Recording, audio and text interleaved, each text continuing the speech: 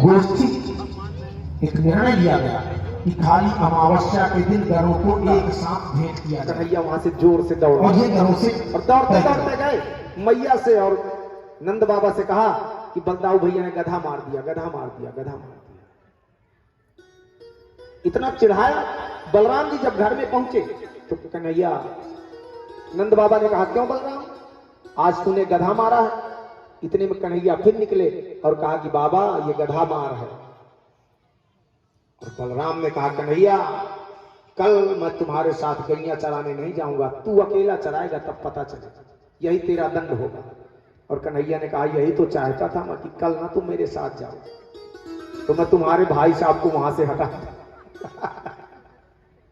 भाई तमाम तर्क अपने अपने विद्वान देते हैं कि वो गेंद गिर गई, अंटी गिर गई ना। भगवान ने पहले से संकल्प ले लिया था कि मुझे कालिया का दमन करना है, वहां गेंद का बहाना क्यों बनाए? श्रीमद् भागवत में जो लिखा है। और भगवान गए सवेरे, बलराम जी नहीं गए इसलिए कि वो कन्हैया से नाराज हो गए। और जब बलराम जी नहीं गए, भगवान पहुंचे, अपनी बंसी को करफेंटे में खोसा, कदम्ब की डाल में चढ़ गए और छलांग लगा करके पहुंच गए कालिए दह।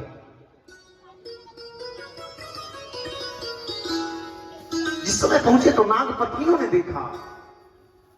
नाग पत्नियां देख करके कहने लगी अरे राजकुमार तुम कहां से आए हो, इतने सुंदर हो, लौट करके चले जाओ, नहीं हमारा पति अगर जग गया तो तुम्हारा अहित हो जाएगा। अब विचार करिए कितने सुंदर रहे। नाग पत्नियां माने नागिन, नागिन को वंशघातनी कहा जाता है। नागिन अपने ही बच्चों को खा लेती है, दूसरे बच्चे की तो गिनती है नहीं है दूसरे की। और कितने सुंदर रहे होंगे श्याम, जिनको देख करके नाग पत्नियां कहती हैं कि आप लौट जाओ जहां से आए हो, हम आपको मरता हुआ नहीं देख सकते, हमारे पति बहुत खतरनाक है। कन्हैया ने कहा कि मां मैं उनसे ही तो मिलने आया हूं। और जैसे ही मां कहा तो नागिनियां रोने लगी, नाग पत्नियां रोने लगी।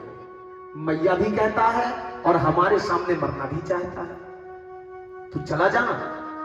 इस संवाद को जब कालिया ने सुना वो अंदर से फुसकारे मारता हुआ आया और भगवान के लिपट गया। लेकिन भगवान के लिपटा तो, पर भगवान पकड़ के बाहर निकल आए। नटवर बपु कर्णयो कर विकारम, ये नटवर है, नटवर, नट माने कला, वर माने श्रेष्ठ, संपूर्ण कलाओं में श्रेष्ठ। उसके फंदे से निकले और उसके मस्तक में चढ़ गए और नृत्य किया,